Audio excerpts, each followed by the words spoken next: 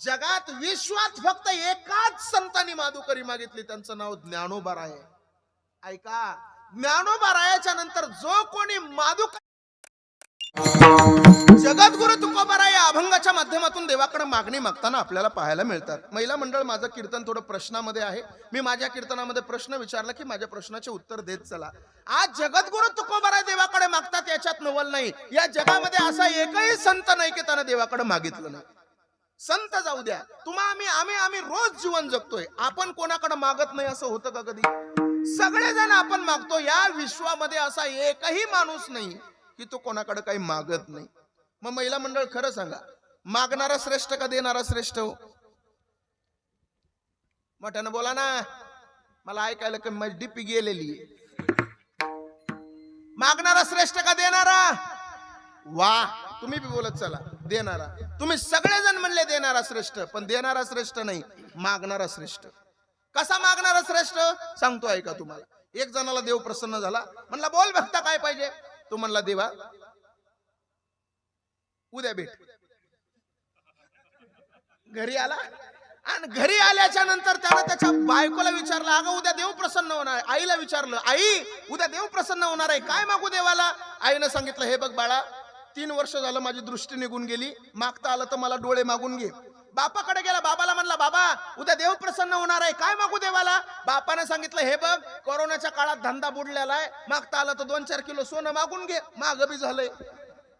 आणि बायकोकडे गेला, बायकोला म्हणला, अगं बाई उद्या देव प्रसन्न होणार आहे, काय मागू देवाला? बायकोने सांगितलं, हे बघा 5 वर्ष झाले लग्नाला, अजून काय पाळणा हल्ला नाही, मागता आलं तर एखादं लेकरू बाळ मागून घ्या. घरी गेला, पलंगावर झोपला आणि झोपता झोपता विचार करत होता, बायकोला मुलगा पाहिजे, आईला दृष्टी पाहिजे, बापाला सोनं पाहिजे, देव नेमकं देईल काय काय? सकाळी उठला, आंघोळ केला, देवाच्या दारात हजर. देव म्हणला, आलास? म्हणला हो आलो. देव म्हणला, बोल तुला काय पाहिजे? तो म्हणला, देवा तू काय काय देशील? देव म्हणला, तू मागल ते देईल, पण मागणी मात्र एकच असली पाहिजे. मागणारा श्रेष्ठ कसा बघा, तो बी तपोवनचाच होता. तो काय म्हणला माहितीये मग? ऐक देवा माझी मागणी. अरे देवा, माझ्या आईला उघड्या डोळ्यानं सोन्याच्या पाळण्यामध्ये तिचा नातू खेळताना पाहायचा आहे. माझ्या आईला उघड्या डोळ्यानं म्हणजे आईला दृष्टी मिळाली, सोन्याच्या पाळण्यामध्ये म्हणजे बापाला सोनं मिळालं, आणि नातू खेळताना पाहिजे म्हणजे बायकोल मुलगा.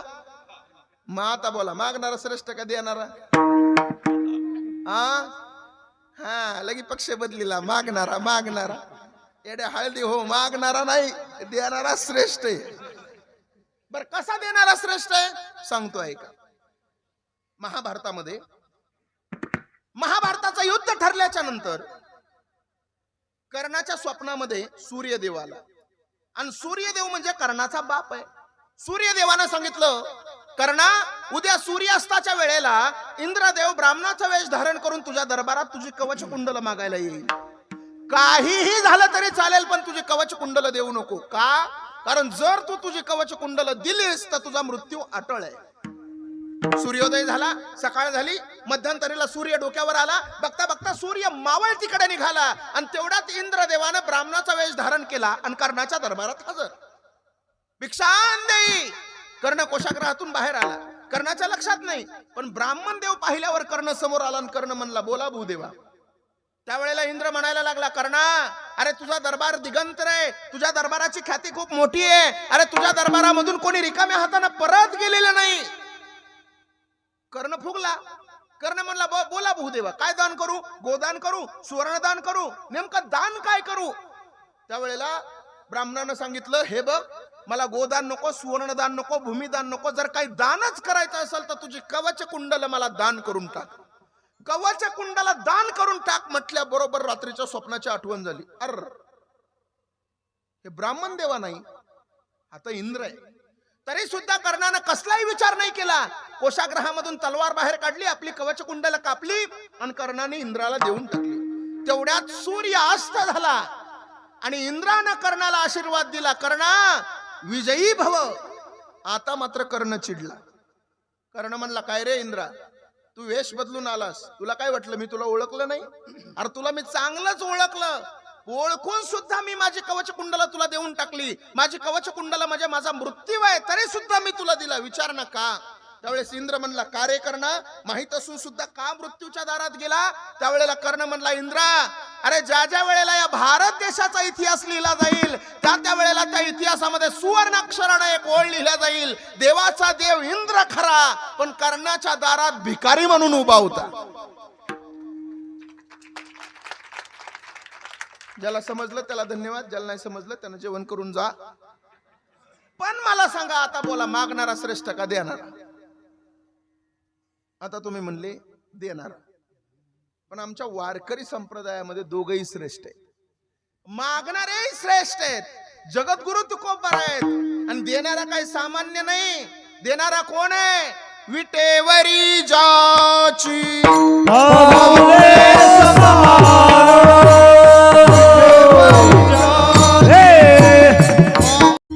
विटेवरी जाची पाऊले समान, आणि तोची एकदान शूरदाता. देणारा पांडुरंग परमात्मा आहे, मागणारा जगद्गुरु तुकोबार आहे. बर महाराज, पण काही लोकांना मोर्चा काढला, देहूतून महान विद्वान पंडित लोक उठली, तुकोबारायाच्या दारात ठिय्या आंदोलन मांडलं.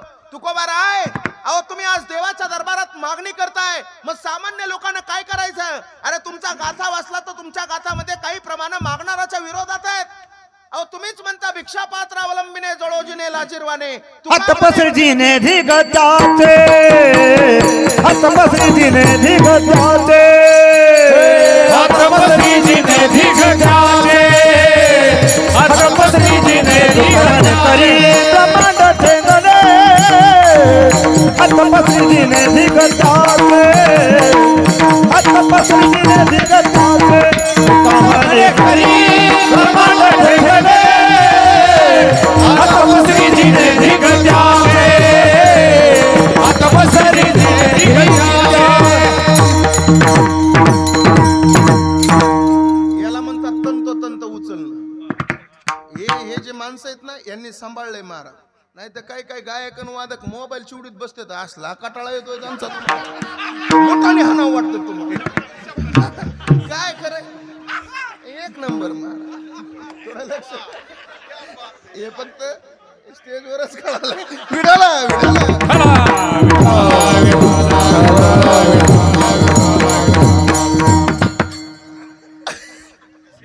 ऐका, महत्वाचा विषय सांगतो तुम्हाला. मागणारे जगद्गुरु तुकोबार आहेत, देणारा पांडुरंग परमात्मा आहे. पण तुकोबाराय दोन तोंडानं बोलतायत. तुकोबाराय म्हणतात मागणाराचा धिक्कार असो. तुकोबाराय काय म्हणतात? भिक्षा पात्र अवलंबिने जळोजीने लाजीरवाने, तुका म्हणे करी ब्रह्मांड ठेंगणे, आणि हात पसरीजीने धिक्क त्याचे. एखाद्याच्या समोर तुम्ही मागण्यासाठी हात पसरवत असाल तर तुमच्या जीवनाचा धिक्कार असो, असं म्हणणारे तुकोबाराय देवाच्या दरबारात मागणी करतात. लोक म्हणले मग आम्ही काय करायचं? तुकोबाराय म्हणले, अरे वेड्यानो, मी देवाच्या दारात मागणी करतोय, गोष्ट खरी आहे, पण काही मागणे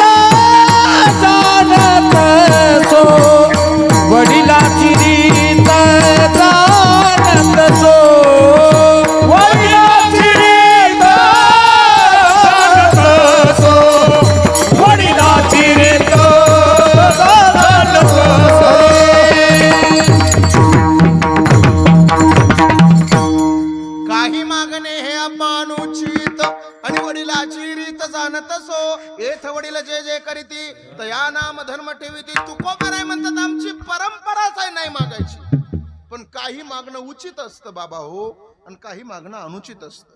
आता उचित मागणी वेगळी ना अनुचित मागणी वेगळी.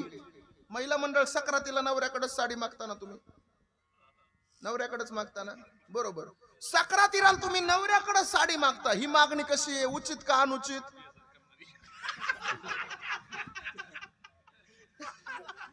त्या दिवशी महाराज कीर्तनाला होते. महाराजाच्या शेजारी एक नवरदेव बसला होता, नवीनच लग्न झालेलं होतं त्याचं. ते महाराजांनी त्याचाच शब्द वापरला. मी असंच कीर्तनात म्हणलं, म्हणलं मागणी सक्रातीला जी बायका नवऱ्याकडे साडी मागतात ही मागणी उचित का अनुचित? तो नवरदेव म्हणला बियाजार करणारी बियाजार. ऐका लक्ष दे. नवऱ्याकडे साडी मागता ना तुम्ही, ही मागणी उचित आहे, ही अनुचित नाही.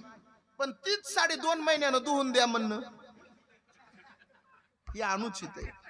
बरं नाही कळाल तुम्हाला, हे नाही कळणारच नाही. तुम्हाला जरा सविस्तर सांगतो, उचित आणि अनुचित. अगोदर अनुचित सांगतो नंतर उचित सांगतो. काय झालं बघा, नवरा बायकोचं भांडण झालं. बायको म्हणली हे बघा म्हणली आजपासून अजिबात तुम्हाला भाकर खायला देणार नाही.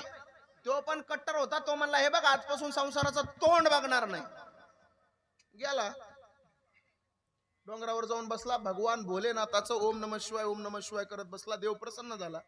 देव म्हणला बोल भक्ता काय पाहिजे? तो म्हणला काहीच नाही देवा, शपथ घेऊन आलोय संसाराचं माझं तोंड म्हणजे संसाराचं तोंड बघायचं नाही. पण तशी बायको तोंड आणि फटकिळ पण जीव लावती कधी मधी. बायकोचं माझं जमलं पाहिजे असं काहीतरी कर. या मागणीला काय अर्थ आहे का बघा. देव म्हणला तथाच तू. देवानं तथाच तू केलं आणि एवढी एवढी डब्बी दिली. डब्बी अशी होती उघडली की तिच्यातून 1 तोळा सोनं बाहेर पडायचं. तिने ती डब्बी घेतली आणि घरी आला आणि त्याच्या बायकोच नाव होतं शांताबाई. म्हणला हे बघ शांते, आजपासून भांडायचं नाही. ती म्हणली का? म्हणला मी महादेवाच्या दरबारात गेलतो, भोळा महादेव मला प्रसन्न झालाय आणि त्यानं डब्बी दिली, उघडली की 1 तोळा सोनं बाहेर पडतंय. ती म्हणली असो? म्हणली या तुमची आरती करते. आरती केली, पंचपक्वानाचं जेवायला वाढलं. तो गेला किंवा निघून कामाला. हिनं काय केलं? उघड जा उघड जा. अहो 5 महिन्यात 5 मजल्याची बिल्डिंग बांधली. शेजारची बकुळी म्हणली शांती, शेजारची बकुळी म्हणले शांती अगं म्हणली आता ठिकाणी असलेली साडी नेसत होती ना, आता पैठणी शिवाय फिरत नाही. कुठून आलं सगळं? काय हांडा पिंडा सापडला का काय? ती म्हणली हे बघ तुला म्हणून सांगते, कुणाला म्हणू नको. काय नाही म्हणले. नवऱ्याबरोबर भांडण केलं, नवऱ्या लावलं म्हणले तिकडे दार्यात. जा म्हणलं बस महादेवाची भक्ती करत. महादेव प्रसन्न झाला आणि एवढी एवढी डब्बी दिली. ती म्हणली असो? म्हणली हा. उघडली की 16 सोनं बाहेर निघतंय. तिने सगळे विसरली. नवऱ्याला महादेव दार्यात पाठवायचं ठरलं. घरी आली बकुळा म्हणली हा बघा आजपासून उंबरा चढायचा नाही, महादेवाच्या दरबारात जायचं. तो म्हणला हिला कुणी अंगारा लावला? अजिबात थांबायचं ना, मला निघायचं महादेवाच्या दरबारात. गेला तो. त्यानं ओम नमः शिवाय ओम नमः शिवाय ओम नमः शिवाय. आता भोळा महादेव लगेच प्रगट होतो, प्रसन्न होतो. म्हणला बोल भक्ता काय पाहिजे तुला? ह्यो म्हणला काय नाही देवा, फक्त डबी पाहिजे मला. देवानं ह्यालाही तू केलं आणि दिली डबी. पण ह्याला अशी डबी दिली उघडली की तिच्यातून एवढा एवढा माणूस बाहेर यायचा. कसा येतच नव्हता, हातात वस्ताराच घेऊन यायचा आणि आल्या बरोबर डबी उघडणाराची चप्पी करायची. ह्याची चप्पी झाली, ह्यानी पाटकून डबी लावली. ह्यो घरी आला आणि म्हणला बकुळे तुझ्या पाया पडतो पण डबीला काय हात लावू नको. बकुळा म्हणली बायान मला काय करायचंय, मी कशाला हात लावू बाया डबीला. घेतली बकुळीने उतरणीच्या 7व्या गाडग्यात ठेवली. महिना गेला, 2 महिने गेले, 3 महिने गेले आणि ऐन सक्रातीचा सण आला. सक्रातीच्या सणाला गावातल्या 50 बाया वावसायला बकुळाच्या घरी सगळ्या नटापटा करून गेल्या. आणि तेवढ्यात बकुळानं उतरंडीतली डबी काढली. माग बकुळा म्हणली नवऱ्याला महादेव प्रसन्न झालेला आहे, फक्त डबी बघायची उघडायची नाही. बाया म्हणल्या बाया ना आम्हाला काय करायचंय ना, आम्ही कशाला उघडावं, बाया दाखव इकडे बघू दे कसली. संगीताने हातात घेतली, मनीषाच्या हातात दिली, मनीषाने कल्पनानं, सुलोचनानं प्रियंकानं सपनानं बचत गटाच्या अध्यक्षाच्या हातात देऊन टाकली डबी. पण बचत गटाच्या अध्यक्षाला काही दम निघला नाही, त्याने हळू डबी उघडली. बघता काय माझ्याकडे जशी डबी उघडली तशी इतका माणूस बाहेर आला. तसा आलाच नाही, हातात वस्ताराच घेऊन आला आणि आल्या बरोबर त्यानं 5 मिनिटात 50 बाया बालाजीहून आणल्या. ही का मागणी आहे का मारा? ही अनुचित मागणी. विठाला उचित मागणी सांगतो, थोडं लक्षपूर्वक ऐका. ज्या वेळेला महाभारताचं युद्ध ठरलं त्यावेळेला श्रीकृष्ण परमात्म्याकडं मदत मागण्यासाठी दुर्योधन आणि अर्जुन गेले होते. कोण होता अर्जुन? कोण होता दुर्योधन? काय इतिहास माहिती आपल्याला? नसल माहित तर सांगतो तुम्हाला ऐका. महाभारतामध्ये काशीप्रसाद जयस्वाल नावाची एक व्यक्ती सांगून गेली की ब्रुवक्षत्र नावाचा एक राजा आहे आणि त्या ब्रुवक्षत्र नावाच्या राजाला एक पोरगा झाला. त्या पोराचं नाव आहे हस्ती.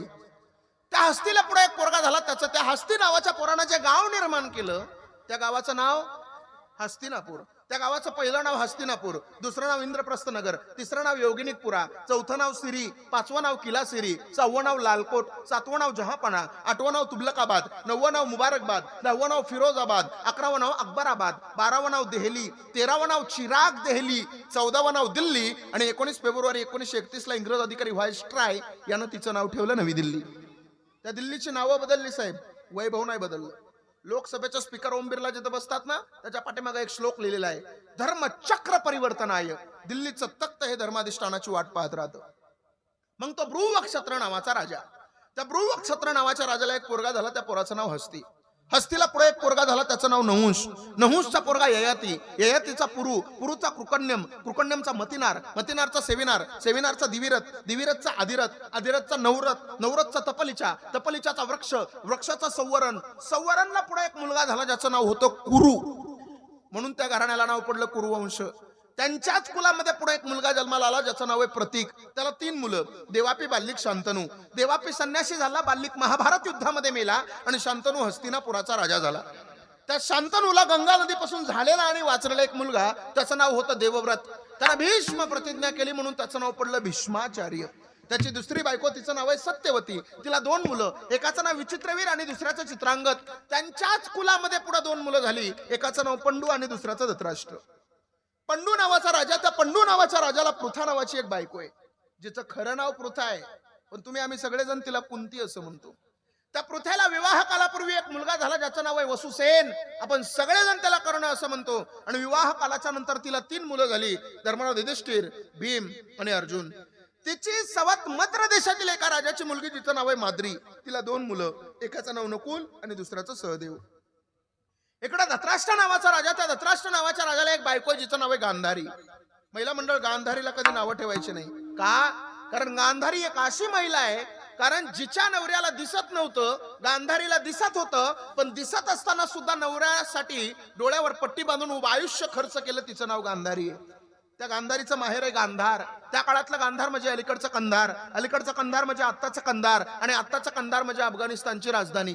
अफगाणिस्तान सुद्धा आता आहे. 1929 ला उपस्थान, नंतर उपगस्थान, नंतर अफगाणिस्तान. 1985 सार्क परिषदेची स्थापना आणि 2002 सार्क परिषदेचा 8वा देश म्हणून अफगाणिस्तान भारताच्या पंक्तीला बसला. माझा मुद्दा मला तिकडे घेऊन नाही जायचा. त्या गांधारीला 100 पुत्र झाले, त्यांचं नाव आहे कौरव.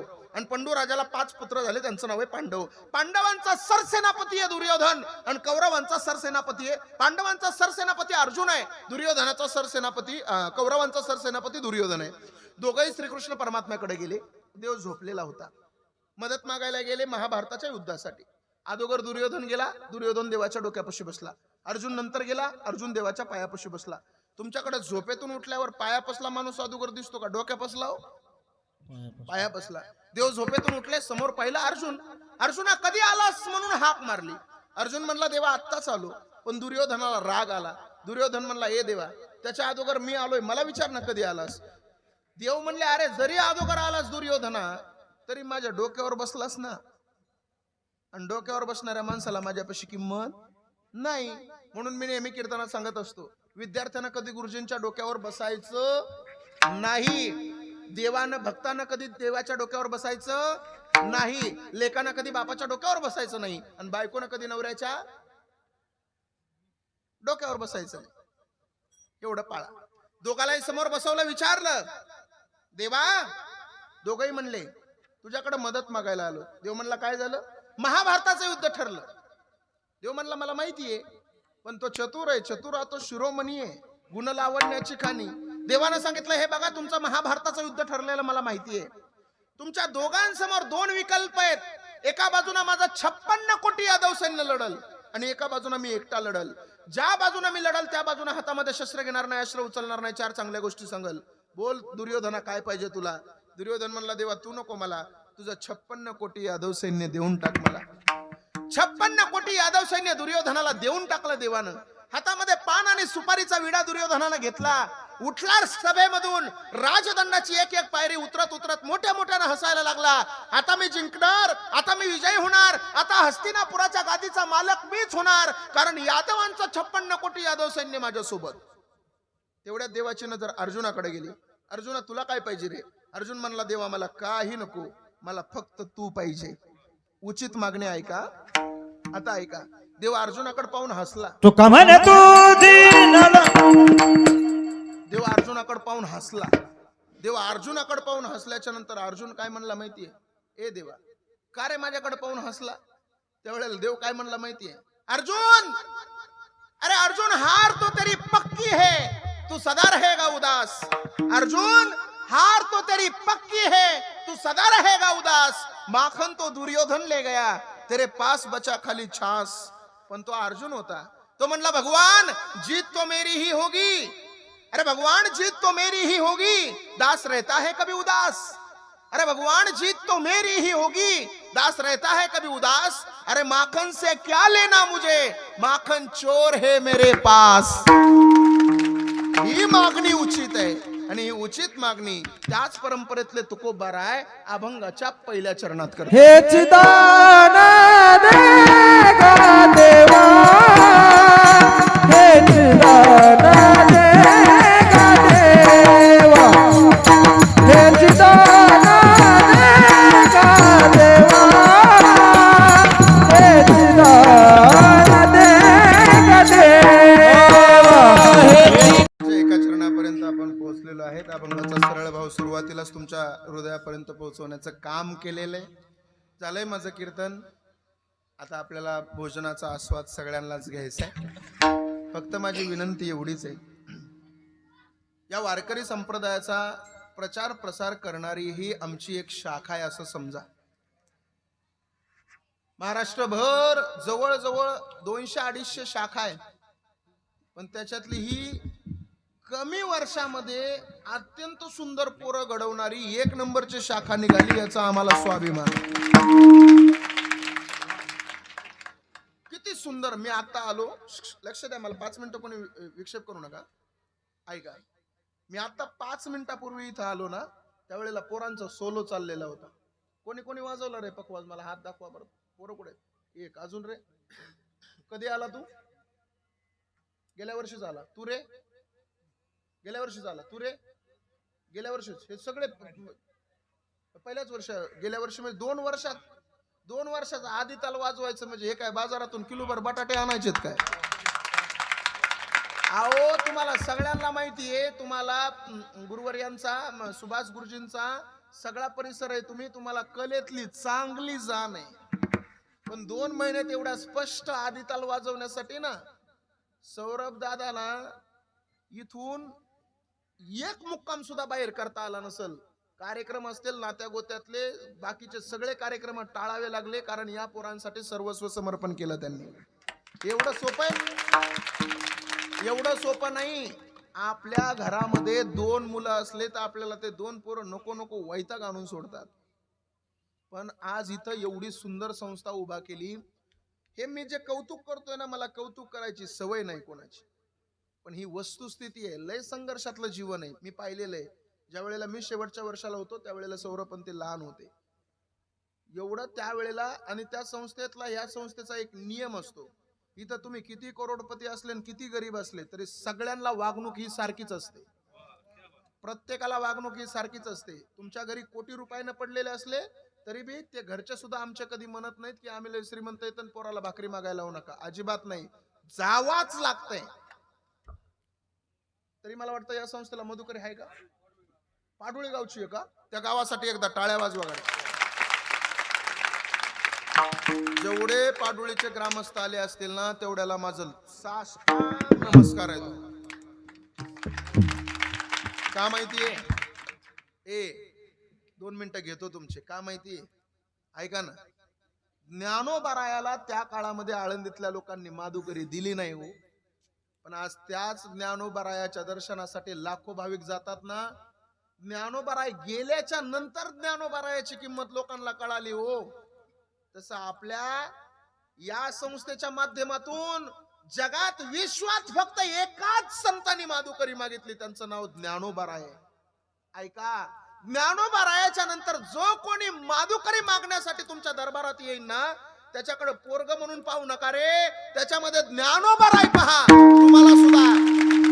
तुम्हाला तुमच्या घरावर सुद्धा ज्ञानोबा राय कृपा केल्याशिवाय राहणार नाही. त्या काळात ज्ञानोबा राय म्हणतील, त्या काळात मला या समाजानं नाही दिली माधुकरी, पण आज मी या पोरांच्या रूपानं शिक्षण घेतोय ना, या लेकरांना काय कळतंय हो पाप आणि पुण्य. या लेकराच्या माध्यमातून जर मी शिक्षण घेत असेल आणि तुमच्या दारात भाकर मागण्यासाठी येत असेल, तर तुम्ही त्या पोराकडे पोरग मधून पाहू नका, ते ज्ञानोबा रायाचं लेकरू आहे असं समजा आणि द्या त्याला भाकर. मोठं झालं ना ते. तुम्हाला सांगू, या संस्थेमध्ये येणारी ही सगळी पोरं ही घरची भिकारी आहेत म्हणून आपल्या दारात भाकर मागायला येत नाहीत बरं. हे सगळे घरचे भिकारी ठरवलं या सौरभ दादानं. सौरभ दादा या सगळ्या पोरांना पाहिजे त्या पद्धतीने ऐश्वर्यात सांभाळू शकतो. कारण पहिल्याच वर्षी पत्र्याच्या शेड मध्ये संस्था सुरू झाल्या, पण नाही, माझ्याकडे येणारा पोरग गोरगरिबाचं जरी आलं तरी माझं पोरग एवढ्या मोठ्या या वास्तव्यामध्ये माझ्या पोराला इचूकाट्याची भीती नको, माझं पोरग सुरक्षित राहिलं पाहिजे. म्हणून त्या माणसानं अगोदर बेसमेंट पासून तर शेवटपर्यंत अत्यंत सुंदर पद्धतीची व्यवस्था स्लॅबच्या रूम काढून घेतल्या. नाही तर पोराची संस्थेची सुरुवात ही पत्र्याच्या शेड पासून आजपर्यंतच्या इतिहासात झालेली. पण माझ्याकडे येणाऱ्या लेकराची मी काळजी घेतली पाहिजे, हे त्यांच्या अंतःकरणामध्ये त्यांनी बाळगलेले.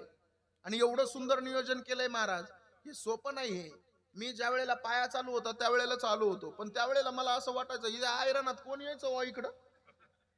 पण एक सांगू तुम्हाला, आयरनामध्ये कोणाला यायचं का नाही यायचं, लोखंडाच्या बिया कुठं बी पडलेल्या असल्या तरी लवचुंबिक जिथं असतं तिथंच लोखंड धावून येत असतं. अहो, हे सोनं आहे, हे परीस आहे, आणि या परसाच्या शेजारी असलेलं हे लोखंड ना, या सगळ्या लोखंडाला सोनं करण्याचं काम आमचे सौरभ दादा करतात. म्हणून माझी विनंती आहे, सहकार्य करा, या संस्थेवर प्रेम ठेवा, लक्ष ठेवा. हे बघा, तुमच्या मी मोकळं बोलतो जरा, तुमच्या रानामध्ये एखाद्या वेळेस एखादं पोरग आलं, मला सौरभ दादाच्या संस्थेचं एवढं कौतुक वाटलं. मला मग अनुजराव म्हणले, या बांधापासून सुरू झालं तर शेवटपर्यंत त्यांचंच आहे म्हणले, काय अडचण नाही. मला लय आनंद वाटला. नाही तर संस्था चालक इथं जवळजवळ सगळेच बसलेले 10-15 जण आहेत, त्यांना विचारा संस्थेचा प्रॉब्लेम काय असतो माहितीये. हे जे पोरं आलेले असतात त्यांना सुरुवातीला काही भान नसतं राहिलेलं, हे कुठं येते तर उचलीत येतं, कुणाच्या रानात जाऊन बसते. पण ऐका, यदा कदाचित चुकून जर एखादं पोरग आपल्या रानात आलं, तुमच्या रानामध्ये हरभरा वाढलेला आहे, उपटली एखादी ठोंबी त्या पोरानं आणि आलं खात खात संस्थेवर, तर त्या पोराला शिव्या देत बसू नका हो, त्याला आशीर्वाद द्या. एकदा माझ्या ज्ञानोबा रायाचं ध्यान करा आणि म्हणावं, गेली ना ती माझी ओंबी, गेले ना तो माझा हरभरा, ज्ञानोबा राय तुझ्या चरणावर समर्पित झाला माझा हरभरा. अरे जिथं पोतभर हरभरा व्हायचा ना तुम्हाला, तिथं 4-4 पोते हरभरा निघल्याशिवाय राहणार नाही. बघा वाटलं तर एखाद्या वेळेस कावळाभर आणून टाका संस्थेवर, कळन तुम्हाला काय. अहो खरंय महाराज, सोपं नाही ते. चुकून गेलं एखाद्या शाळेमध्ये कोणी शिक्षक लोक असले, माझी विनंती आहे, शाळेमध्ये एखाद्या पोरानं खोड काढली, एखाद्या पोराला समजून सांगा त्या पोराला, ए दादा, अरे 200 किलोमीटर 300 हे काय जवळचे पोरं आहेत का हो. अहो 300 400 किलोमीटर लांबून सगळे 10 जिल्हे ओलांडून पोरं आपल्या तालुक्यात आलेत. मग आपल्या इथं आलेला पाहुणा आहे तो, चुकला एखाद्या वेळेस शाळेमध्ये खोड केली, पोरं असतात खोड करतातच, केली खोड, शिक्षक आहेत ना तुम्ही, माफ करा. आणि गावातले पोरं असतील तर गावातल्या पोरांना सांगा, बाहेरून आलेलं पोरग आहे, संस्थेवरचं पोरग आहे, चुकलं तर चुकू द्या, पण त्याला काही शिक्षा देऊ नका. माझी विनंती आहे, सगळ्यांना सांभाळून घ्या. हे खूप गोड संस्था उभा राहिली आहे तुमची, या संस्थेला तळ हातातल्या फोडासारखं सांभाळा, एवढीच तुम्हाला सगळ्याला विनंती करतो. झालेली कीर्तन रूपी सेवा पांडुरंग परमात्म्याच्या चरणी समर्पित करून याच ठिकाणी माझ्या सेवेला विराम देतो. पुनश्च एकदा आदरणीय गुरुवर्य पंडित केशवजी महाराज जगदाळे, गुरुवर्य